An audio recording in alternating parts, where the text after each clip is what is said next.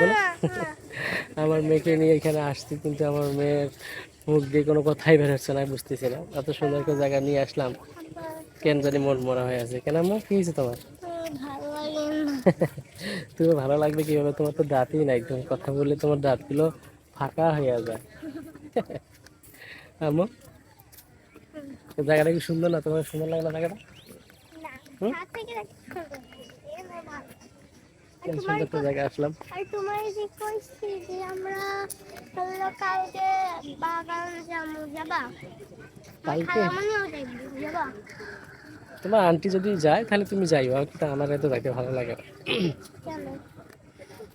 এত ঘোরাঘুরি আর ভালো লাগে না, কত ঘুরবো। সত্যি কথা, কালকেই যাইবে। যদি আর যায়, আমি যাবো, মামা যাবো, আমি যাবো, আম্মু যাবো। তাও তুমি যাবা না, সবাই যাবে। ঠিক আছে, যদি যাবে, যদি যায় তাহলে চেষ্টা করবো যাওয়ার জন্য। তো বন্ধুরা, আজকে আমরা এখান থেকে চলে যাচ্ছি, এই পর্যন্ত আজকে। এখানে আর আমরা থাকবো না, আসছি এখানে হয়তো 1 ঘন্টা হয়েছে। তো আমার মেয়ের আর ভালো লাগতেছে না, তো আমরা এখান থেকে চলে যাচ্ছি। তো ভালো থাকবেন, আশা করি আবার নতুন নতুন ভিডিও আপনাদের দেওয়ার চেষ্টা করবো। আল্লাহ হাফিজ।